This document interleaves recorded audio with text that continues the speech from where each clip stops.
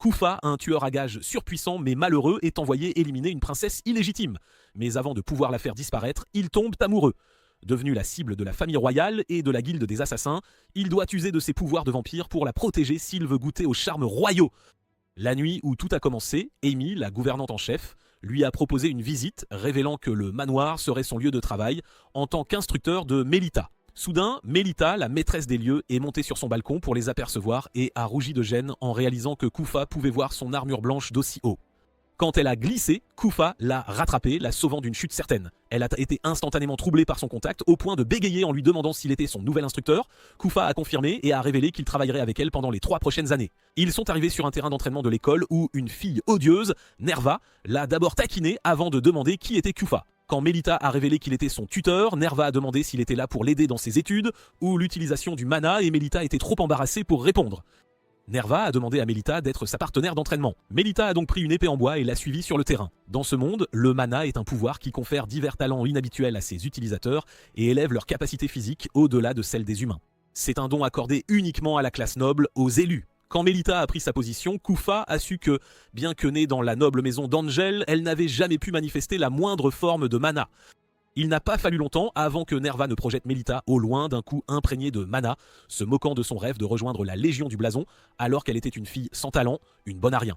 Melita, anéantie, s'est enfuie, poussant Élise à la suivre. Kufa a alors réalisé qu'Élise était la cousine de Melita, une noble de rang inférieur.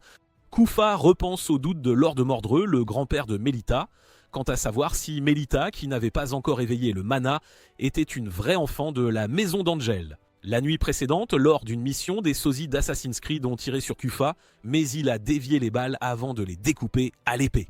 Après les avoir envoyés ad patré, le patron de Kufa est arrivé. Kufa a demandé des nouvelles de Lord Elsness, mais le patron a révélé qu'il était déjà 6 pieds sous terre. Kufa a appris qu'il se murmurait que Lord Elsness avait eu une liaison avec la mère de Melita, mais comme il est désormais au paradis des assassins, ils ne peuvent rien confirmer.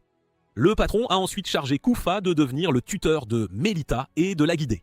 De retour au présent, Kufa analyse comment, après avoir observé Melita toute une journée, il n'a vu aucun signe d'aptitude chez elle, ce qui l'a mené à la conclusion qu'elle n'était pas la fille du duc chevalier, Felgus Angel, et qu'elle était le fruit d'une liaison.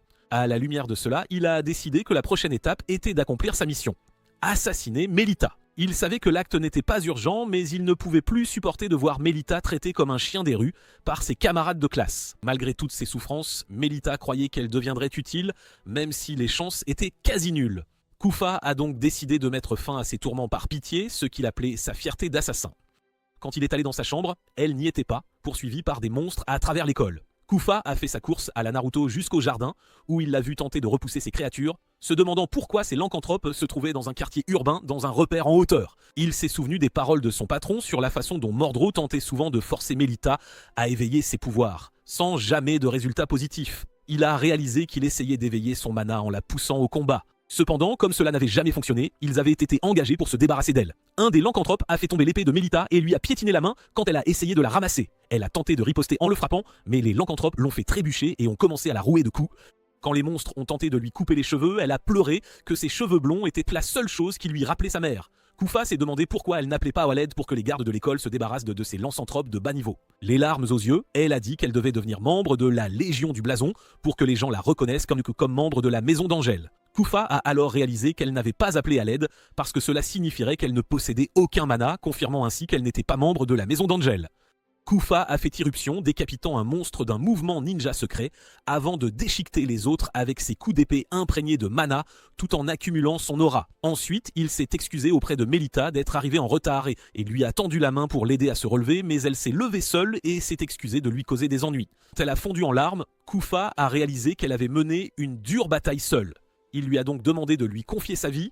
Il a révélé qu'il n'y avait qu'un seul moyen d'éveiller son mana extrêmement risqué et qui pourrait même entraîner sa mort en cas d'échec. Elle a accepté, alors il lui a embrassé la main et l'a appelée sa petite dame. Il a bu une mystérieuse potion qu'il lui a administrée bouche à bouche, ce qui l'a plongée dans un monde onirique où elle se noyait. Plusieurs heures plus tard, Melita a déployé son mana nouvellement éveillé devant ses servantes et les a remerciées de l'avoir aidée à endurer toutes les tortures subies quand elle était impuissante. Kufa, observant d'un coin, a décidé qu'il devait garder secrète la liaison illicite de sa mère, ainsi que le fait qu'il était un assassin. De même, il devait cacher le fait qu'il l'aidait secrètement à son employeur, Lord Mordreux, et à sa guilde, la Chevalerie Blanche, car ne pas le faire entraînerait la mort instantanée des deux. Le lendemain, Kufa a fait un examen un peu suspect à Melita pour vérifier si elle avait développé des anomalies physiques dues à la potion. Elle a dit qu'il semblait ne pas se soucier qu'elle soit une fille. Il a répondu qu'elle se trompait car il était en fait gêné mais s'était entraîné à ne rien laisser paraître. Elle a demandé pourquoi il le faisait malgré sa gêne. Il a répondu que bien qu'ils venaient de se rencontrer, il tenait à elle au point de ne pas dormir à l'idée qu'il lui arrive quoi que ce soit. Il a ensuite mis de côté son côté fleur bleue pour l'informer que sa classe n'était pas paladin mais samouraï, la même que la sienne. Elle a dit que c'était dommage de ne pas avoir la classe paladin dont elle rêvait, mais qu'elle était heureuse de partager la même classe que lui. Kufa lui a dit de garder le secret pour l'instant et elle a demandé pourquoi. Il a répondu que c'était à cause de la possibilité que quelqu'un commence à répandre des rumeurs désagréables à son sujet. Il savait que c'était la conséquence naturelle du fait qu'il avait partagé son mana avec elle, mais il espérait qu'elle établirait une réputation digne d'un membre d'une maison aristocratique, car c'était la seule voie pour qu'ils survivent tous les deux.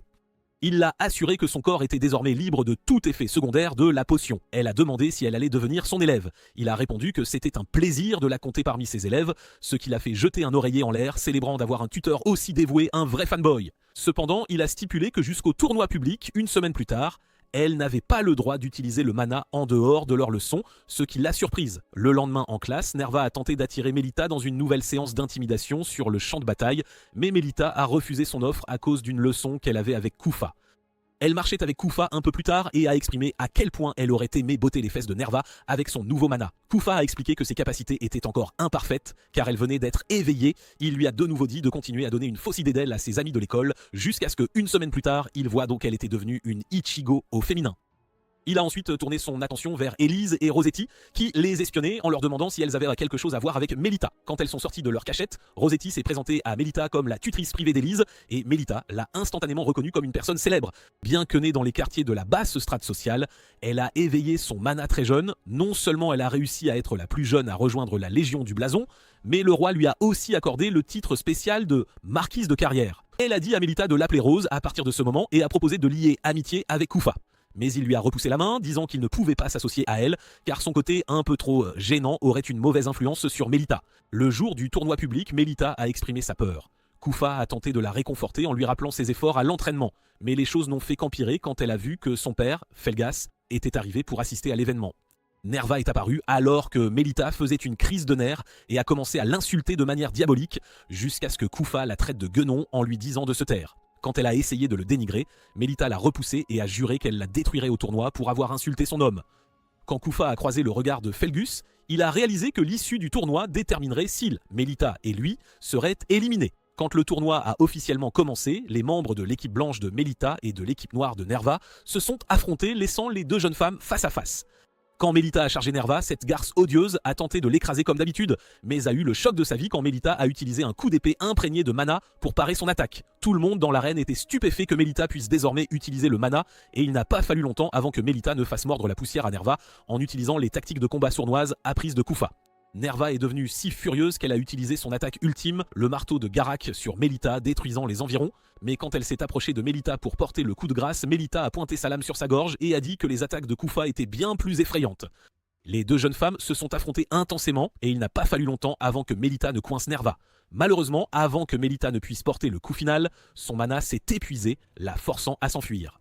Nerva s'est lancé à sa poursuite et a tiré plusieurs rafales, la mettant à terre avant de menacer de la tuer si elle ne retirait pas sa déclaration précédente. Cependant, Melita a dit qu'elle était une bonne à rien, une perdante comparée à Kufa, ce qui l'a tellement énervé qu'elle a détruit l'épée de Melita et a chargé une autre attaque marteau de Garak, mais elle a été stupéfaite quand Melita a créé une lame avec son mana et a utilisé une attaque de taille massive qu'elle a appelée éclair de lame fantôme pour la terrasser.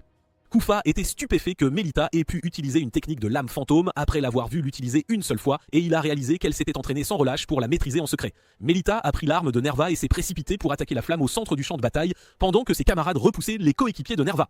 Après sa victoire au tournoi, Kufa l'a félicité. Ils ont été interrompus quand Felgus est passé et lui a dit de ne pas s'emballer car elle devait encore faire ses preuves en gagnant un match contre une autre école. Melita est devenue triste alors Kufa a confirmé en lui disant qu'elle avait fait un grand pas en avant en obtenant une réaction de son père.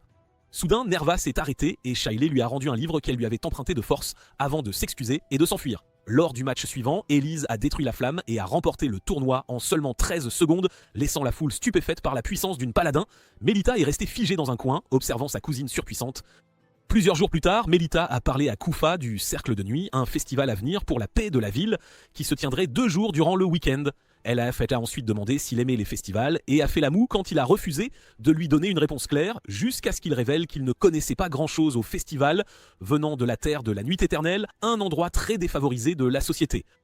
Il a demandé ce qu'était la tenue qu'elle tenait. Elle a expliqué que c'était pour un défilé auquel tous les élèves de son école participeraient. Il lui a demandé de l'essayer pour qu'il puisse la voir, mais elle a refusé car elle et Ellie avaient le rêve partagé de porter les mêmes vêtements lors d'un défilé depuis qu'elles étaient petites, sous-entendant qu'elle ne voulait pas gâcher la surprise avant le grand jour. Elle a commencé à frétiller comme un poisson hors de l'eau en lui demandant de danser avec elle lors d'un feu de camp au festival. Mais il a dit qu'il ne pouvait pas car il avait une mission qui l'obligeait à retourner dans le district du Saint-Monarque ce jour-là. Il a cependant dit qu'il serait de retour le dernier jour du festival et lui a demandé de danser avec lui à ce moment-là, ce qu'elle a accepté avec joie. Ailleurs, Élise était avec sa servante, Othello, qui l'a félicité pour sa performance exceptionnelle au tournoi avant de lui dire qu'elle aurait anéanti Melita pour prouver qu'elle était la seule successeur légitime de la maison d'Angèle. Elles ont été interrompues quand une autre servante a apporté le costume du festival. Une collègue l'a immédiatement rejeté au nom d'Élise après l'avoir vu, le qualifiant de cosplay bon marché, une vulgaire combinaison, avant de dire qu'elle en ferait un nouveau digne de sa maîtresse. Le jour du festival, les filles de l'école ont mis les vêtements de fête, sauf Ellie qui portait une robe plus voyante. Les élèves autour ont commencé à bavarder, disant qu'elle était une gamine prétentieuse qui avait choisi de jeter l'uniforme de l'école. Melita savait qu'Élise n'était pas égocentrique. Elle l'a donc suivie jusqu'à la fontaine où elle l'a vue pleurer, disant qu'elle n'avait jamais eu l'intention de porter cette robe. Avant qu'elle ne puisse la consoler, l'homme bandé et son groupe sont apparus et ont emmené Melita dans une zone isolée où elle a remarqué que sa main était enveloppée dans ses bandages, l'empêchant d'utiliser son mana. Elle a demandé pourquoi il fréquentait les humains malgré son statut de lancanthrope. Il a alors souligné qu'elle n'était pas une paladin, bien que venant de la maison d'Angèle. Il a expliqué qu'il était un demi-lancanthrope, en train de renaître en lancanthrope artificiel, car une organisation lui avait transplanté le facteur génétique nocturne dans l'espoir d'obtenir le pouvoir de rivaliser avec les utilisateurs de mana. Il a aussi révélé que le nom de leur organisation était la Guilde Grimface. Melita a demandé pourquoi elle était la cible. Il a alors évoqué la façon dont elle avait exhibé ses pouvoirs éclatants pendant le tournoi, avant d'ordonner à ses sbires de faire sortir Élise. Il a empêché Melita de courir à son aide et l'a informé qu'il avait l'intention de muter de force sa classe en paladin en lui transplantant la capacité d'Élise. Il a aussi révélé que le taux de réussite était faible et qu'elle risquait de devenir infirme en cas d'échec. Melita a réalisé qu'ils étaient morts dans un musée. L'homme bandé lui a dit que la zone était interdite aux membres de la guilde, sous-entendant que personne ne pourrait venir la sauver. Sachant qu'obtenir un tel endroit était impossible sans connexion royale, elle a réalisé que son père était impliqué dans cet enlèvement. Soudain, Élise s'est réveillée et a commencé à se recroqueviller de peur. Melita l'a sauvée des lycanthropes environnants en frappant une statue de dinosaure avec un marteau jusqu'à ce qu'elle leur tombe dessus, lui permettant de s'enfuir avec Élise. Elles ont vu une carte murale révélant une sortie de secours proche et des armes au mur qui malheureusement n'émettaient aucune énergie divine, ce qui signifiait qu'elles ne pouvaient rien faire contre les lycanthropes. Sachant qu'elles ne pouvaient pas utiliser leur mana à cause des bandages du fou, Melita a décidé d'utiliser un morceau du tissu d'Élise, fait d'oiseaux de flammes ainsi que sa tiare pour allumer un feu qui éliminerait les monstres. Malheureusement, avant qu'elle ne puisse exécuter son plan, des lycanthropes le sont apparus et l'ont renversé. Quand Melita a vu qu'il tenait à nouveau Élise, elle a frappé la tiare au sol, créant une flamme dorée qui a illuminé l'arme qu'elle avait créée et a utilisé cette torche enflammée pour rôtir les monstres. Elles ont tenté de s'enfuir par la sortie, mais elles ont été bloquées par l'homme bandé qui a demandé pourquoi Melita courait malgré son offre de la transformer en paladin. Elle a répondu qu'elle n'avait pas besoin de son offre car elle était déjà dans la même classe que son tuteur et a tenté de l'attaquer avec son arme, mais il a éteint la flamme facilement et l'a repoussée d'un coup de poing. Il a aussi giflé Élise, la projetant dans un coin, et a remarqué que Melita essayait désespérément de rallumer un feu. Quand il s'est approché d'elle, elles lui ont lancé un regard impitoyable qui l'a effrayé au point qu'il a décidé de les éliminer sur le champ. Ses sbires ont tenté de le raisonner, mais il a expliqué que les laisser en vie ne ferait que créer de futures menaces. Il a essayé de tuer Melita avec son mana, mais a été heureusement interrompu quand Kufa et Rose ont fait une entrée spectaculaire. L'homme bandé a ordonné à ses hommes de les tuer, mais Kufa a facilement tranché ses assaillants comme des oignons et Drodral a aidé Rose à utiliser une puissante attaque magique pour éliminer les assassins restants.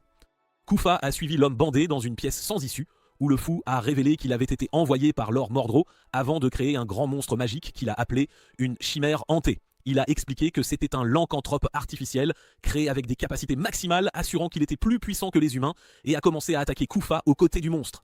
Kufa a renvoyé ses attaques de bandage et l'a terrassé sous une pluie de coups magiques avant que la chimère hantée ne l'attaque, créant une ouverture pour que le psychopathe lui enroule le bras avec ses bandages. Les bandages ont bloqué son mana, permettant à la chimère hantée de lui arracher la main, mais Kufa a riposté d'un seul coup qui a abattu le monstre. Le fou bandé a dit que Kufa était fini en tant que guerrier, mais Kufa a répondu avec défi qu'il risquerait sa vie pour continuer à élever Melita afin qu'elle devienne la version de Goku de ce monde. En réponse, le psychopathe a ordonné à son monstre de l'écraser, mais quand la fumée s'est dissipée, il a vu que Kufa écrasait le monstre avec son mana. Il a demandé comment c'était possible étant donné les statistiques maximales du monstre, et Kufa a répondu qu'il était en train de dépasser les limites avant d'envoyer une vague de mana qui a fait exploser le monstre de l'intérieur. Les cheveux de Kufa sont soudainement devenus blancs et il a rattaché son bras avant d'accumuler son aura d'une manière qui a fait réaliser au fou bandé qu'il faisait face à la forme la plus puissante de l'Ancanthrope, un vampire. Kufa l'a plaqué contre un mur et a révélé qu'il était un demi-humain comme lui disant de se détendre car il n'allait pas le tuer. Il a rappelé que Melida avait montré des pouvoirs de paladin durant leur combat avant de lui donner un message menaçant à livrer à son employeur. Alors que Kufa s'éloignait, l'idiot bandé a tenté de manipuler Kufa, suggérant que Melida pourrait finir par le chasser si elle devenait la guerrière ultime qu'il comptait faire d'elle. Et Kufa a répondu que si ce jour venait, il la laisserait volontiers le tuer. Le patron de Kufa a vu les rapports de l'incident et a envoyé un agent, Black Madea, pour enquêter sur Kufa et Melida. Pendant le carnaval, Kufa a dit à Melida que son père avait aidé à trouver le remplacement, ce qui l'a rendue très heureuse. Quand il l'a invitée à danser, elle a pris sa main et lui a dit qu'elle deviendrait un jour une femme digne de se tenir à ses côtés. Kufa l'a assuré qu'il serait toujours là pour elle et ils ont dansé toute la nuit. Plusieurs années auparavant, Elise était en larmes, perdue dans une forêt cherchant sa mère quand une bête loup a tenté de l'attaquer. Melida est apparue et a repoussé la bête loup avant de la guider à travers la forêt. Actuellement, elles marchaient ensemble dans le couloir de l'école et Elise s'accrochait à elle, exprimant sa joie qu'elles seraient toujours ensemble à partir de ce moment. Leurs tuteurs marchèrent derrière elle et Rose a tenté de s'accrocher à Kufa de la même manière, mais il a repoussé sa main, lui rappelant qu'ils étaient pratiquement des rivaux. Quelque temps plus tard, les élèves furent rassemblés dans un palais de verre, attendant les annonces des nouvelles cadettes pour une bataille contre une école sœur. Certaines présumaient que 2 élèves talentueuses, dont Krista, la présidente du conseil des élèves, et Shenfa, la reine de l'année précédente, seraient assurément les favorites de la compétition. Melida a demandé à Elise de rejoindre son unité pour la compétition, soulignant qu'elle était prête à se battre à ses côtés malgré la disparité de leur statut et capacités. Et avant qu'Elise ne puisse répondre, la directrice est montée sur scène. Elle a officiellement annoncé le début du tournoi Luna Lumière, un événement conjoint avec leur école sœur, l'Académie des filles Sainte-Autriche, où les cadettes représentant chaque école s'affronteraient pour le titre de déesse de la lune, Luna Lumière. Durant le tournoi Luna Lumière, 2 élèves seraient sélectionnés de chaque école, soit un total de 4 élèves en compétition. Pendant la semaine que durerait l'événement, tout contact avec le monde extérieur serait coupé et l'épreuve que les cadettes entreprendraient aurait lieu le dernier jour. La directrice a annoncé que les résultats de la compétition ne seraient pas seulement basés sur leur performance à l'épreuve, mais aussi sur les votes de tous, et celle qui aurait le plus de points au total serait couronnée Luna Lumière. Certaines élèves de l'école adverse, nommées Chiara et Solasha, ont tenté d'entrer dans le palais de verre, mais elles ont été arrêtées par des gardes de verre qui leur ont demandé de prouver qu'elles avaient la permission d'entrer dans le bâtiment. Kira a fait exactement cela. Alors elle et ses camarades sont entrés dans le palais de verre où la directrice a annoncé que les cadettes de leur école seraient Melida et Elise à la surprise générale. Elle a ensuite détaillé l'épreuve, informant qu'elle aurait lieu dans ce palais de verre, avant de révéler qu'il s'agissait d'une bataille royale en tournoi à la ronde entre groupes de 3 élèves menés par une cadette.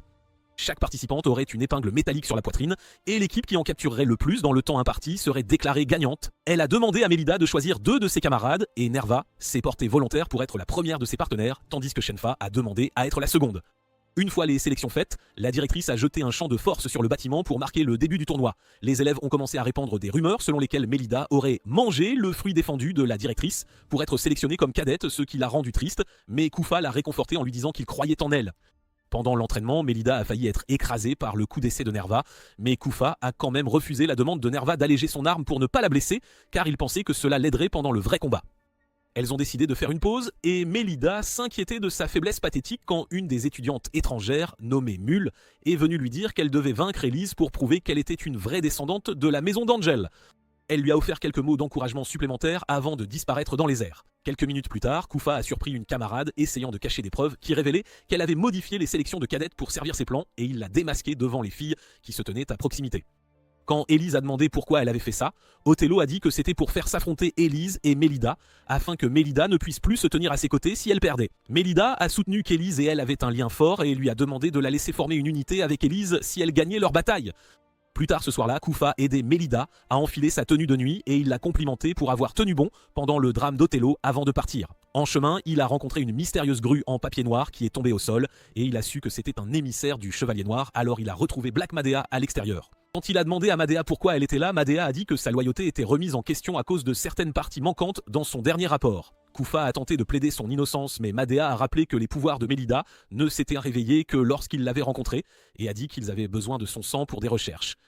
Kufa a dit qu'il ne pourrait jamais faire ça puisqu'il était leur employé, alors Madea a dit qu'elle récolterait le sang elle-même, ce qui a poussé Kufa à l'attaquer. Madea a esquivé tous les coups de Kufa et a sorti sa propre épée, alors Kufa a juré qu'il remplirait son devoir de protéger Mélida. Pendant ce temps, Élise a rencontré Mélida et a proposé de perdre exprès pour qu'Othello reconnaisse la capacité de Mélida, mais Mélida a soutenu que cela ne signifierait pas qu'elle avait utilisé sa vraie capacité. Rose a rejoint la bataille entre Madea et Kufa, et Madea a équilibré les chances en les affrontant avec 2 armes. Finalement, les autorités ont eu vent de ce qui se passait, alors Madea a laissé un avertissement à Kufa en disparaissant, et Kufa a révélé à Rose que la classe de Madea était clown, ce qui lui donnait la capacité d'imiter toutes les autres classes de combattants avant d'affirmer qu'elle était la plus forte clown de tout le royaume de Flandore. Au même moment, Élise a dit qu'elle allait perdre pour qu'elle puisse former une unité et continuer à être de petite sœur avant de quitter sa chambre. Kufa et Rose ont rapporté les récents événements à la directrice, mais elle a refusé d'annuler le tournoi. Alors ils ont expliqué que Madea était une assassine mortelle et puissante qui avait envahi leur terrain d'essai déguisée en étudiante. Rose a dit que poursuivre l'événement normalement serait dangereux, mais la directrice a répondu que l'école avait déjà pris sa décision. Au petit déjeuner, le lendemain matin, Rose a remarqué qu'Élise agissait de manière inhabituellement distante envers Mélida, alors elle lui a demandé si quelque chose s'était passé entre elles. Mais avant qu'elle ne puisse obtenir une réponse, la vieille mégère de camarade a commencé à vociférer que Mélida était une faible qui ne méritait pas de rester aux côtés d'Élise. Kira a expliqué à Solasha, avec qui elle dînait, qu'Élise et Mélida se battaient pour le nom de famille et a dit qu'elle préférerait qu'elles ne ternissent pas le tournoi avec tout leur drame, car les élèves étaient censés se battre avec tout ce qu'elles avaient.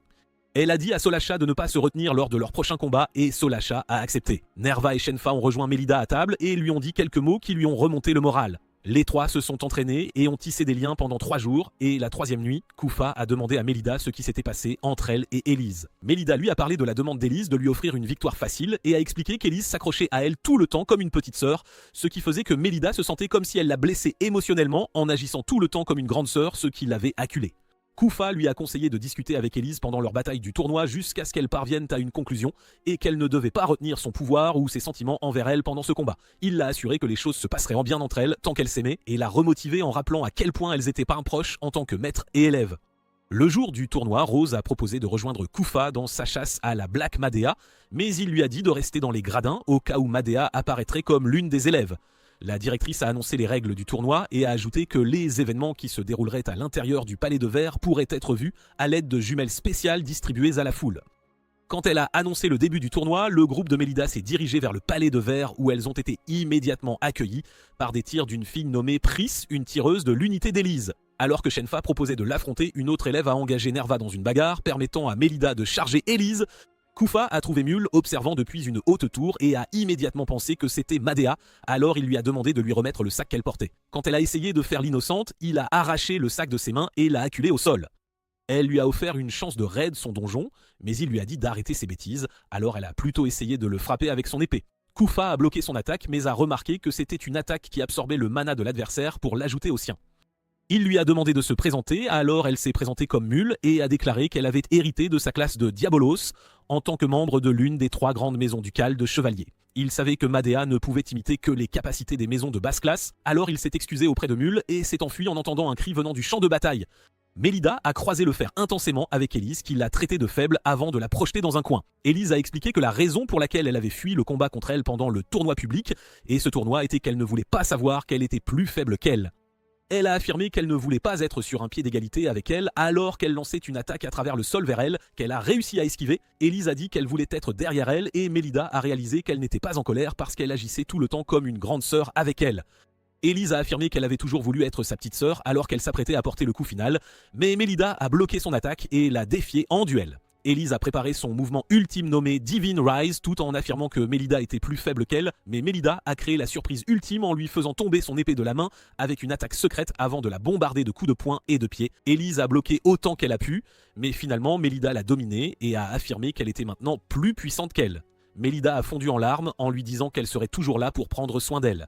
Et les deux ont partagé un moment de complicité émouvant jusqu'à ce qu'elle soit interrompue par Nerva qui agissait de manière plus dérangée que d'habitude. Mélida a remarqué que le mana émanant d'elle n'était pas celui de la vraie Nerva, alors elle lui a demandé de se révéler, ce qui l'a fait se transformer en Black Madea et provoquer immédiatement des explosions qui les ont fait fuir à toutes jambes. Quand elle les a arrêtés avec une explosion, Mélida l'a affrontée directement, mais il n'a pas fallu longtemps avant qu'elle ne soit dépassée. Et juste au moment où Madea était sur le point de les anéantir avec un sort massif, les gardes de glace géants du palais de verre l'ont repoussé avec leurs épées. Après avoir brisé leurs épées, Madea a de nouveau tenté d'achever les filles, mais Kufa est arrivé juste à temps pour l'arrêter, et Rose est également apparue. Il l'a tellement battue que sa mystérieuse persona s'est envolée de son corps, la laissant comme une fille timide, et il lui a donné une lettre à remettre à leur patron pour qu'elle ne soit pas punie. La victoire du tournoi de sélection Luna Lumière a été remportée par Kira, et l'incident avec Black Madea a été étouffé. La seule chose qui tracassait Kufa était le fait qu'Othello ait réussi à s'introduire dans le palais de verre malgré l'absence de mana, ce qui signifiait que quelqu'un l'avait guidé pour altérer le verre de sélection. Mule a expliqué à Solasha qu'elle possédait un appareil appelé analyseur de mana qui enregistrait les informations de mana de toutes les élèves inscrites au palais de verre, y compris Mélida, et qu'elle prévoyait de l'offrir à son frère. Ailleurs, Mélida a demandé à Élise de rejoindre sa nouvelle unité et elle a immédiatement accepté, alors elles ont ri ensemble. Plusieurs jours plus tard, Mélida et Élise ont eu une réunion secrète avec Mule et Solasha et elles ont été envoyées dans une immense tente où les filles des deux académies étaient rassemblées. Shenfa et Kira ont prononcé leur discours de bienvenue pour lancer leur fête de clôture officieuse du tournoi Luna Lumière. Shenfa a expliqué que la soirée était aussi un événement traditionnel transmis par les aînés de leur école et toutes les nouvelles élèves étaient sous le charme d'elle et de Kira. Kira a rencontré Élise et Mélida et a dit qu'elle ne considérait pas sa victoire au tournoi comme une vraie victoire car elle ne venait pas de sa démonstration de compétence. Elle a promis de les vaincre toutes les deux un jour de manière éclatante avant de s'éloigner joyeusement et les filles se sont régalées de sucreries et de boissons en s'amusant ensemble. Mule a suggéré de parler de leur vie amoureuse et a demandé à Mélida de raconter son histoire en premier, mais elle a dit qu'elle n'était jamais tombée amoureuse de personne auparavant. Mule et Solasha ont également dit que leur vie romantique était aussi désastreuse que celle des personnages de shonen, alors elles ont décidé de changer de sujet en racontant des histoires à la place. Mule a commencé par leur raconter une histoire d'amour tragique, célèbre dans le district du miroir céleste d'Aquaramus. Réputée comme la cité de l'eau, l'histoire se déroulait ainsi. Il y a longtemps, un couple s'était installé dans le district cherchant un nouveau départ, mais les habitants de Flandor les attaquèrent sans cesse à cause de préjugés, laissant le mari incapable de trouver un emploi, et il a fini par traiter durement sa femme. La femme a tout enduré avec abnégation jusqu'au jour où il lui a arraché le cœur avec un couteau. Le mari était si terrifié par ce qu'il avait fait qu'il s'est enfui, le cœur de sa femme à la main. Cependant, il a trébuché en chemin et a laissé tomber le cœur de sa femme avant que le cœur ne parle miraculeusement à l'homme, lui demandant s'il était blessé. C'est à ce moment-là qu'il a réalisé à quel point sa femme l'aimait, alors il a regretté ce qu'il avait fait au vivant, se jetant dans la rivière, et tous deux sont partis ensemble pour l'au-delà. Élise et Mélida étaient en émus, mais Solasha a révélé qu'il y avait encore une deuxième partie à cette histoire. L'homme et le cœur de sa femme étaient partis pour le ciel, mais le corps de la femme qui avait perdu son cœur fut abandonné, nourrissant une rancune profonde. Il commença à errer dans la ville de jolies jeunes femmes recherche de son propre cœur. Même encore aujourd'hui, l'histoire était si terrifiante qu'elle a fait sortir l'âme d'Élise de son corps grise. Et Mélida a désespérément demandé si ce n'était qu'un conte populaire. Mais Mule a révélé qu'il y avait eu une série de meurtres épouvantables où les victimes avaient eu le cœur arraché. Juste à ce moment-là, toutes les lumières de la pièce se sont éteintes et une des élèves a mystérieusement disparu avant qu'une sorcière mystérieuse n'apparaisse que Mélida a reconnue comme la sorcière grise. Kira a tenté d'affronter la sorcière, mais celle-ci l'a facilement projetée au sol. Avant de s'en prendre aux autres élèves, Mélida a jeté une couverture sur son chemin, leur permettant de courir dans les tunnels où elles ont remarqué qu'elle ne les poursuivait pas. Elles ont décidé de retourner à leur forme, mais en chemin, Mélida a marché sur une substance étrange et molle qui, elles l'ont réalisé, ressemblait beaucoup à un cœur. Cela les a tellement effrayées qu'elles ont commencé à courir plus vite et sont finalement tombées dans une partie plus profonde du cours d'eau où une substance rose et gluante a commencé à pleuvoir sur elles. Elles ont couru vers une autre partie du cours d'eau où elles ont commencé à faire les folles avant que la sorcière grise ne leur bloque le chemin. Solasha a essayé de la repousser en utilisant ses pouvoirs de mana qui prenaient de la forme d'elle sur ses jambes, mais elle a fini par s'écraser contre le mur voisin avant de pouvoir faire quoi que ce soit de substantiel. Pendant que Mule l'a vérifié, Mélida a lancé une attaque tranchante sur la sorcière qui l'a facilement dissipée, les faisant fuir terrorisées. Elles sont finalement sorties du cours d'eau et sont arrivées dans la cour de l'école où Kufa est apparu. Les filles se sont senties soulagées, pensant qu'il les avait sauvées, mais en y regardant de plus près, elles ont vu qu'il avait l'air d'avoir le cœur arraché, ce qui les a encore plus terrifiées. Kufa a fini par révéler que lui et les autres instructeurs avaient utilisé des accessoires de théâtre pour les piéger après avoir découvert leur soirée nocturne. Il a révélé que la sorcière grise qu'elles avaient combattue était rose, déguisée avec du maquillage, et que la substance gluante qu'elles avaient su rencontrer était une substance appelée gemme de pixie. Ils ont commencé à le traiter de sensu dégoûtant. Quelques temps plus tard, Mélida s'est réveillée en voyant Kufa pointer une lame sur elle et quand il lui a dit de faire ses bagages car leur voyage d'entraînement à l'académie commençait ce jour-là. Tous deux marchaient le long de la route lorsque le patron de Kufa lui a secrètement remis une fiole d'une mystérieuse potion qu'il a dit être pour une seule personne et lui a conseillé de bien réfléchir avant de l'utiliser. Ils furent maintes rejoints par Rose et Élise, et Rose les fit tomber de leur chaise en demandant à Kufa de l'épouser. Apparemment, son père lui avait choisi un futur mari, alors pour refuser, elle avait menti en disant qu'elle avait déjà quelqu'un à qui elle avait promis son avenir. Elle a expliqué qu'elle ne voulait pas simplement dire non à son père car elle sentait qu'elle lui devait beaucoup et a supplié Kufa de faire semblant d'être son amant pour le moment. Alors il a accepté, elle s'est accrochée à lui joyeusement côte à côte alors qu'ils marchaient ensemble. Et Mélida s'est jointe à la fête jusqu'à ce qu'il rencontre une vieille mégère nommée Stachi qui faisait partie du conseil d'administration de l'école. Après les avoir critiqués pour leurs effusions en public, elle a commencé à encenser Élise avant de changer de ton et de proférer toutes sortes d'insultes à l'égard de Kufa et Mélida. Mélida était sur le point de riposter, mais ils furent interrompus par l'arrivée d'un aristocrate un peu loufoque nommé Prickett qui s'avéra être le père de Rose. Mélida a demandé pourquoi le père de Rose était venu à l'académie. Kufa a alors expliqué qu'il l'avait fait parce que leur camp d'entraînement devait avoir lieu à Shungarda, la ville natale de Prickett. Prickett a dit à Rose que leur ville organiserait un mariage pour elle pendant le voyage d'entraînement de l'école. Mais elle a soutenu qu'elle ne voulait pas se marier parce qu'elle sortait déjà avec Kufa. Quand Prickett a jeté un coup d'œil à Kufa, il a soudainement commencé à trembler parce que Kufa ressemblait étrangement à quelqu'un qu'il connaissait et qui était maintenant mort. Il a expliqué que 7 ans auparavant, il y avait eu un meurtre massif en ville et que le cerveau de ce crime était censé être un garçon de 12 ans à l'époque. Le directeur a annoncé le briefing avant le voyage d'entraînement. Tout le monde s'est dirigé vers la salle de réunion sauf Kufa qui avait autre chose à gérer. Mélida lui a demandé si les mots de Prickett l'avaient atteint et Kufa a répondu qu'il croyait en sa propre valeur tant qu'elle continuerait de croire en lui. Les élèves se sont rassemblés dans le hall. Élise a remarqué que Mélida était préoccupée et lui a demandé ce qui n'allait pas. Mélida a dit que Kufa ne voulait rien lui dire et elle est partie en courant pour le retrouver. Elle a rencontré une instructrice nommée Laqua et a remarqué qu'elle avait d'étranges visions traumatisantes avant d'entendre une fille crier dans une pièce voisine. Quand elle est arrivée, elle a vu qu'une fille était tombée inconsciente, mais a aussi aperçu Kufa dans les parages, alors elle a couru lui demander ce qui se passait. Kufa a dit qu'il n'en avait aucune idée car il venait tout juste d'arriver sur les lieux. Prickett a attiré leur attention en présentant ce qu'il décrivait comme l'une de ses plus belles inventions, une drogue capable de reproduire ce qui était présent sur la scène. Quand il a versé la drogue dans une flamme, elle est devenue bleue. Il a expliqué que cela représentait le mana du coupable. En étudiant davantage la flamme, il a spéculé que le coupable était un adolescent de sexe masculin. Tous les regards se sont instantanément tournés vers Kufa, qui a déclaré qu'il n'y avait aucun moyen de prouver son innocence. Dans le train, Élise et Mélida tentèrent de comprendre les intentions du coupable quand un éclair les a fait sursauter. Prickett a expliqué que la foudre était l'une des choses les plus marquantes de la région.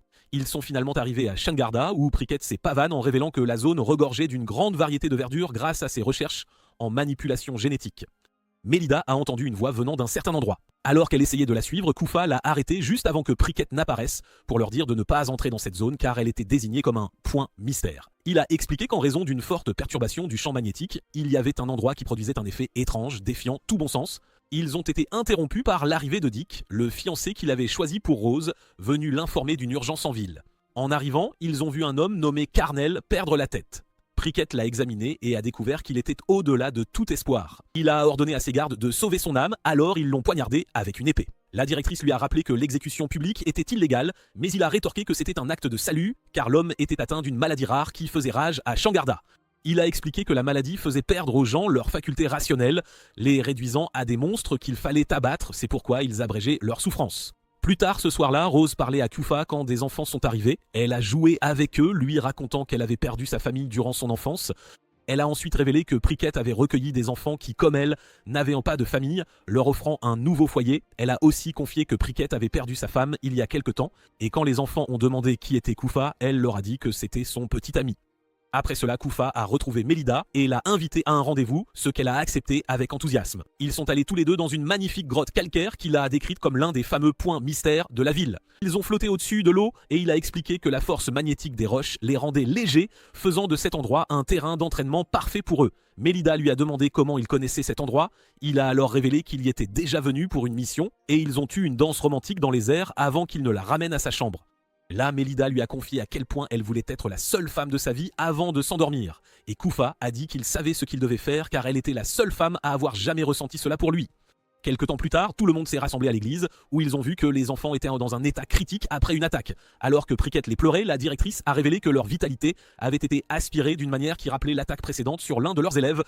Elle a demandé à Mélida de trouver Kufa pour qu'il donne son avis sur la question, mais celle-ci a révélé qu'elle n'avait pas pu le trouver depuis son réveil. En entendant cela, Prickett l'a désigné comme le principal suspect dans cette affaire et a ordonné à ses gardes de le trouver par tous les moyens nécessaires. Mélida s'est enfuie des autres élèves pour trouver Kufa, mais elle a croisé Laqua dans une ruelle qui a décidé de se joindre à ses investigations. Quand elles sont allées dans une autre pièce, Laqua lui a dit qu'il y avait eu une augmentation inhabituelle du nombre de points mystères dans la zone avant de révéler que Kufa lui avait dit de veiller sur elle au cas où il lui arriverait quelque chose. Laqua a enfilé un uniforme scolaire comme déguisement et elles sont sorties dans la rue pour interroger des gens. Quand Mélida a demandé à deux dames des informations sur les points mystères de la ville, elles ne lui ont offert que des bonbons. Laqua a tenté sa chance en interrogeant une vieille fleuriste qui a fini par lui donner des informations sur certains de ces points mystères. Elles ont visité le plus suspect, la grotte tordue, qui avait l'apparence d'une maison délabrée. Laqua a dit que Prickett était particulièrement strict quant à l'interdiction d'entrer dans cette zone. Quand elles sont entrées dans la maison, Laqua a découvert que ce n'était pas un point mystère, mais plutôt une base où il faisait quelque chose de suspect. Elles sont descendues au sous-sol par une porte secrète qu'elles ont trouvée et sont arrivées dans un donjon où elles ont vu des cadavres ainsi que des outils expérimentaux. Laqua a deviné que ces personnes décédées étaient probablement des habitants de Shangarda. Elle a également souligné que les cadavres étaient des humains affectés par le facteur génétique nocturne qui n'avaient pas pu se transformer complètement en lycanthropes, ce qui signifiait que la ville n'était pas ravagée par une maladie, mais plutôt par les expériences de Prickett. Le sixième sens de Mélida s'est soudainement emballé, alors elle s'est précipitée pour retrouver les autres, et ils ont découvert que Rose avait été tuée tandis qu'Elise était inconsciente. La directrice a dit à Mélida que c'était en allant la chercher qu'ils avaient été attaqués, et Prickett a commencé à s'éloigner avec le corps de Rose, affirmant qu'il la ramènerait à la vie. Après cela, Mélida a murmuré des mots tendres au corps inconscient d'Elise, avant d'être informée par Shenfei que Prickett avait été attaqué par un homme qui s'était également enfui avec le cadavre de Rose. Elle a dit qu'il y avait des flammes d'eau bleue sur les lieux du crime, ce qui signifiait que Kufa était désormais le suspect numéro 1, et elle a tenu la porte en lui disant de fuir les habitants qui voulaient de la prendre en otage pour attirer Kufa. Mélida a sauté par la fenêtre et a couru vers le premier point mystère qu'elle a trouvé en ville, détruisant le rocher qui le bloquait d'un coup d'épée. Elle est entrée dans la grotte et y a découvert une pièce contenant de nombreuses recherches prouvant l'implication de Prickett dans des expériences inhumaines. Elle s'est présentée à la voix qu'elle entendait dans sa tête et a finalement été attaquée par Rose, qui s'était transformée en vampire et s'abreuvait de son sang. Mélida a réalisé que toutes les attaques étaient à l'œuvre de Rose, mais avant que Rose ne puisse l'attaquer, Kufa est apparu et l'a arrêtée avec sa propre force de vampire. Il a tenté de la ramener à la raison par la force des mots, mais elle s'est enfuie. Mélida était figée sous le choc, réalisant que Kufa était un vampire. Elle a essayé de l'approcher, mais il lui a dit de s'arrêter, et quand elle a demandé ce qui allait lui arriver, il l'a plaqué au sol, avant de dire qu'il gèlerait complètement tout souvenir de lui dans sa mémoire et l'enfouirait profondément dans son cœur. Il a expliqué que c'était possible grâce à son anima et a dit que cela ne lui causerait aucune douleur ni effet secondaire, mais a précisé que ce serait comme revenir au jour de leur rencontre. Mélida a dit qu'elle ne voulait pas cela, mais il a refusé, affirmant qu'il ne cesserait pas d'être son facteur privé, peu importe ce qu'elle oublierait. Il a dit que personne ne l'avait jamais accepté comme elle l'avait fait, et a affirmé que cela l'effrayait quand elle le regardait de la manière dont elle le faisait actuellement. Il a demandé pardon, déclarant que ce n'était pas quelque chose qu'il faisait pour une mission, mais plutôt pour son propre ego. Elle s'est levée et a répondu qu'elle serait toujours à ses côtés, peu importe comment le monde se retournerait contre lui. Elle a dit que ses cheveux blancs, ses oreilles et sa peau presque translucide étaient tous adorables, et l'a embrassé avant de dire qu'elle ne pouvait pas résister à son charme vampirique. Il a dit qu'elle n'était pas comme lui car il avait été élevé dans la terre barbare de la nuit éternelle, et aussi parce qu'il était un demi-lancanthrope, ce qui était son ennemi. Il y a plusieurs années, il y a eu un incendie au manoir de Prickett, et une araignée géante lancanthrope s'est nourrie de ses enfants adoptifs, le faisant hurler qu'il allait arrêter ses terribles expériences, car il n'y avait aucun moyen qu'elle réussisse. Le monstre araignée a dit qu'il était vrai qu'il n'avait pas réussi à contrôler le facteur génétique nocturne, mais a déclaré que sa femme continuait de vivre malgré l'émission du miasme. Le monstre araignée a dit qu'il aurait un approvisionnement périodique de sujets de test à partir de ce moment-là pour faire ses expériences, et un jeune Kufa s'est soudainement réveillé en tant que demi-vampire, ce qui a stupéfié le monstre araignée. Il a transformé Rose en l'une des siens en la mordant au cou. Son patron actuel a tenté d'attaquer le monstre avec des hommes armés, mais n'a fait que se faire taillader. Le monstre araignée a affirmé qu'il expérimenterait le mana, mais Kufa l'a fait taire en lui arrachant les yeux, permettant à son patron armé de le faire exploser. Le patron a demandé à Kufa ce qu'il faisait à Rose, et il a répondu qu'il effaçait ses souvenirs de lui afin qu'elle oublie qu'elle était de la lignée des vampires, ce qui signifiait qu'elle ne souffrirait pas de la soif de sang. Il a demandé une faveur au patron, celle de laisser Rose partir, mais le patron craignait qu'elle ne se réveille un jour et ne fasse du mal aux humains. Pour apaiser ses inquiétudes, Kufa a promis de continuer à veiller sur elle et a également juré sa loyauté en tant que subordonné en échange de la liberté de Rose. Le patron a accepté à condition qu'il ne déverrouille jamais ses souvenirs afin qu'elle ne se souvienne même pas de qui il était. Et Kufa a fondu en larmes en disant qu'il était d'accord tant qu'elle était heureuse. Rose s'est réveillée et a appelé Kufa grand frère, alors il l'a réconforté en lui disant qu'il veillerait toujours sur elle. De retour au présent, Kufa a dit à Mélida qu'il n'y avait aucun endroit à Flandora qui accepterait un demi-humain, l'Encanthrope, sous-entendant qu'il serait exécuté s'il était découvert. Il lui a fait promettre de ne rien dire à personne de tout ce qu'il venait de lui raconter avant de la taquiner d'une manière un peu suspecte. Il a révélé que quelqu'un essayait d'ouvrir la porte derrière laquelle il avait scellé les souvenirs de Rose, et Mélida a réalisé que c'était le Lance-Centrope dont elle avait eu des visions. Kufa a expliqué que celui qui avait semé les graines d'un cauchemar à Shangarda il y a 7 ans, nommé Nakwa, avait réussi à survivre et s'était associé à Priket dans ce qu'il croyait être une tentative de s'assurer un grand nombre de partisans pour agir comme force militaire. Il a ajouté que c'est pourquoi ils avaient choisi un fiancé pour Rose, car ils espéraient développer l'arbre généalogique des utilisateurs de mana en ville. Il a également révélé que la vraie nature de Rose se manifestait lorsqu'elle révélait ses pouvoirs, ce qui signifiait que même montrer son visage en public était un risque. Il a dit qu'il n'y avait qu'un seul moyen pour lui de contrecarrer leur plan et lui a demandé de lui confier sa vie. Alors elle lui a répondu que sa vie était toujours liée à la sienne. Ailleurs, Rose était en train de se marier avec l'homme que Priket avait choisi pour elle quand Mélida est apparue et a exigé qu'ils arrêtent le mariage. Elle a dit à Rose d'admettre que son amour pour Kufa ne faisait pas le poids face au sien, ce qui lui a donné un mal de tête avant de révéler qu'elle et Kufa s'étaient déjà embrassés 2 fois. Elle a dit à Rose de ne rien faire pour blesser Élise davantage, mais Rose était plus vexée par l'histoire du baiser. Alors elle a invoqué ses armes et l'a affronté dans une bataille pour déterminer qui aimait le plus Kufa. Rose l'a attaqué avec une vague de coups de lame et Mélida a riposté avec une entaille enflammée qui a traversé son attaque et a fini par brûler Priket aussi, faisant tomber l'araignée sur lui de douleur. Mélida lui a dit de se défendre s'il ne voulait pas être éliminé, alors il s'est transformé en Nakwa, qu'elle a révélé être le véritable coupable de l'attaque contre les enfants. Nakwa a essayé de s'enfuir, mais Rose l'a poursuivi, affirmant qu'elle se souvenait comment il avait essayé de la faire se nourrir du sang d'Élise avant de la taillader quand elle avait refusé. Elle a également évoqué la calamité qu'il avait causée pendant son enfance, ce qui l'a tellement énervé qu'il a commencé à l'étrangler jusqu'à ce que Kufa arrive et le repousse d'un coup de pied. Kufa a dit à Rose de se lever, activant ses capacités de vampire, et il a affirmé qu'ils allaient en finir avec Nakwa. Nakwa s'est vanté d'être l'un des seigneurs suprêmes des enfers avant de se transformer en sa forme d'araignée. Le duo de frères et sœurs vampires lui a lancé une vague incessante d'attaques combinées jusqu'à ce qu'il le force donc dans la zone de gravité zéro où ils l'ont achevé avec une série d'attaques éclairs. Nakwa s'est transformé en une forme de fumée et a dit qu'il ne pouvait pas l'anéantir complètement alors qu'il se déplaçait vers le hall où se trouvaient les étudiants. Mélida a mené la charge alors que les étudiants commençaient à lui asséner des coups de poing et il n'a pas fallu longtemps avant que toute trace de Nakwa ne soit complètement effacée. Après cela, Rose a tenté d'avoir des retrouvailles émouvantes avec son frère, mais Kufa a joué les troubles faits en lui disant qu'il devait effacer ses souvenirs à nouveau pour leur sécurité. Ils ont tous deux fondu en larmes et se sont dit des mots tendres alors qu'il effaçait ses souvenirs une fois de plus. Quelque temps plus tard, Kufa a rencontré Priket dans sa grotte secrète où sa femme était suspendue à des toiles d'araignée et a dénoncé le fait que Priket avait passé un accord avec Nakwa pour la maintenir en vie. Il a rappelé à Priket comment lui et sa mère étaient sur le point de finir dans le caniveau après avoir été persécutés par la ville jusqu'à ce qu'il les accueille dans son église. Il a ensuite dévoilé la drogue que son patron lui avait donnée, capable de transformer un lance-anthrope partiel en humain, et l'a utilisé pour ranimer Carmilla, la femme de Priket, avant de partir. Le lendemain, ils sont tous retournés à l'académie en train et Rose a raconté à Kufa son objectif en rejoignant la Légion du Blason, retrouver quelqu'un qu'elle avait oublié en devenant célèbre. Plusieurs jours plus tard, les élèves étaient tous rassemblés dans le hall et la directrice a annoncé que la fin de l'année scolaire approchait à grands pas, moment où les 3e années quitteraient sans l'école. Elle a cependant précisé qu'un événement important précédait cela, l'examen de certification de bibliothécaire de Vibriagout. Et Mélida n'avait aucune idée de ce qu'était un Vibriagout. Kufa a donc expliqué que c'était le nom général du labyrinthe massif qui se trouvait sur le chemin central de Flandore et qui contenait des centaines de millions de livres sacrés.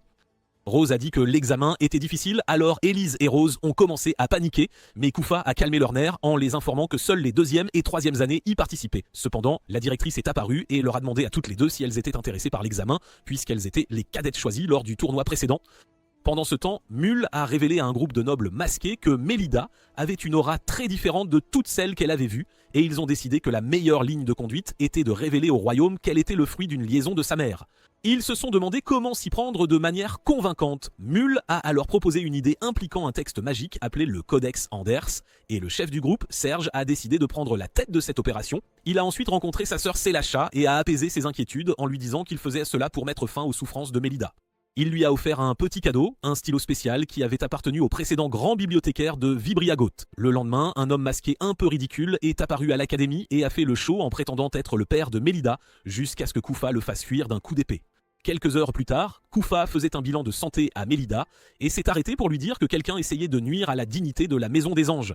Mélida a dit qu'elle ne croyait pas que cet homme de tout à l'heure ait des liens avec elle ou sa mère, et Kufa a dit qu'il ne le croyait pas non plus avant de lui dire qu'il l'aiderait à réussir l'examen de certification de bibliothécaire de Vibriagout afin que tout le monde reconnaisse qui elle était. Elle a demandé si échouer signifierait qu'il quitterait le manoir pour toujours, mais il a de nouveau fait un geste menaçant du poignet en disant qu'il la punirait lui-même si elle échouait. Elle a dit qu'il lui donnerait une récompense si elle réussissait, et il a répondu qu'il attendait avec impatience ses exigences égoïstes.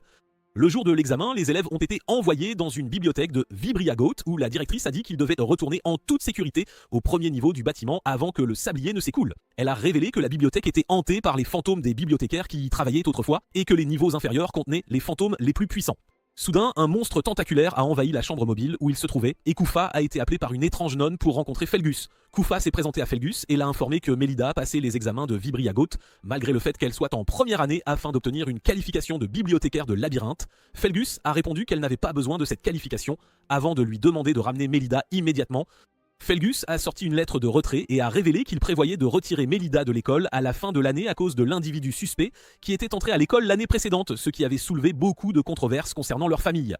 Koofa l'a supplié de la laisser rester une année de plus et a dit qu'il était confiant dans le potentiel de Mélida jusqu'à ce qu'il soit interrompu par la nonne qui a apporté une lettre de la guilde Grimface qu'ils avaient reçue. Quand Felgus a lu la lettre, Koofa a réalisé que les filles étaient en danger. Élise et Mélida ont été téléportées dans un repère de la bibliothèque où elles ont été attaquées par un essaim de fantômes. Après avoir esquivé les attaques des fantômes, Mélida a manié son épée d'une manière similaire à celle de Koofa et elles ont fini par les vaincre. Soudain, elles ont été encerclées par une meute de fantômes encore plus grande, mais ont été sauvées par un sort de magie du vent lancé par Mule et Solacha qui sont arrivés sur les lieux. Mule a dit à Mélida qu'elles avaient aussi un examen de bibliothèque ce jour-là et a proposé de passer le leur avec elle, ce qu'Élise et Mélida ont accepté. Mule a utilisé un sort pour activer un livre qui a révélé qu'elles étaient au 2e étage de la bibliothèque et que le test était prévu pour le 5e étage. Elle a expliqué que c'était une carte spéciale, l'un des atouts de la bibliothèque, et a précisé qu'elle ne pouvait être utilisée que quelques fois, ce qui signifiait qu'elle devait en faire attention à la fréquence de son utilisation. Mélida a décidé d'essayer de chanter dans le livre et cela a transformé son équipement de combat en un cosplay de Timus Cendrillon. Alors Mule a expliqué que le livre possédait une magie capable de leur insuffler le pouvoir des vieux contes. Élise a été transformée en petit chaperon rouge. Mule a reçu le pouvoir d'un génie tandis que Solacha est devenue une sirène, sa tenue affichant ses deux énormes arguments de poids, arguments de... Quand elles eurent fini de s'amuser, elles se rendirent à l'étage de l'examen où on leur confia la tâche de vaincre un minuscule démon appelé Diablotin Sanglier afin de réorganiser une pile de livres. Quand Mélida détruisit l'un des diablotins, une foule d'entre eux apparut. Elle les a repoussés pendant que les autres filles le tentaient de résoudre l'énigme. Après quelques péripéties, elles ont réussi à organiser les livres et à se débarrasser des diablotins.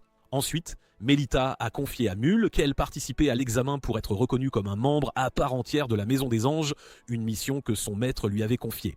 Mule a émis quelques doutes sur ses prétentions d'être un véritable ange de naissance, ce qui a mis Élise sur la défensive. Et là, Solacha l'a trahi en vendant la mèche, avouant que l'examen n'était qu'un piège. La directrice a retrouvé les autres participants de l'examen dans une autre zone du labyrinthe. Des lycanthropes zombies les ont attaqués, mais ils s'en sont facilement débarrassés juste avant l'arrivée du chef, un nécromancien de la guilde Grimface, Crodol. Il a envoyé encore plus de zombies à l'assaut, et la directrice Charlotte les a repoussés avant de se faire poignarder dans le dos. Alors que les zombies s'apprêtaient à l'achever, Koofa a surgi de nulle part et les a tous balayés, Crodol compris, en un clin d'œil.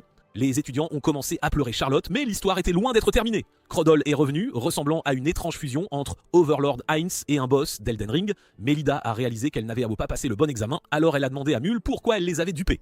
Soudain, des fantômes sont apparus et Mule a balancé que Mélida était de classe Samuel avant de s'éclipser pour prévenir Serge. Elle savait qu'il fallait la rattraper, alors Solacha a agrippé Mélita et Élise et s'est envolé à leur poursuite, usant de ses pouvoirs de mana. Pendant ce temps, Koofa peinait à repousser les monstres de Crodol, songeant même à utiliser ses pouvoirs de vampire. C'est alors que Williams, l'homme bandé, est apparu et l'a aidé en anéantissant Crodol. Williams a informé Koofa que la guilde Grimface avait envahi l'académie et que Crodol n'était qu'un appât dans le labyrinthe pour l'éloigner.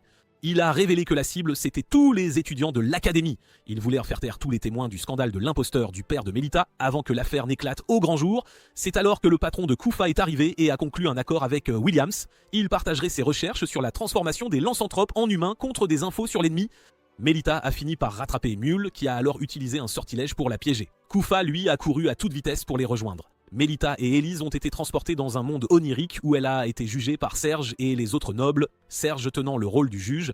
Mule a commencé à enregistrer avec un livre magique, avertissant Mélita de peser ses mots pour ne pas devenir une paria dans le royaume. Serge a alors soulevé le fait que la classe de Mélita était Samuel, preuve, selon lui, que son lignage était des plus douteux.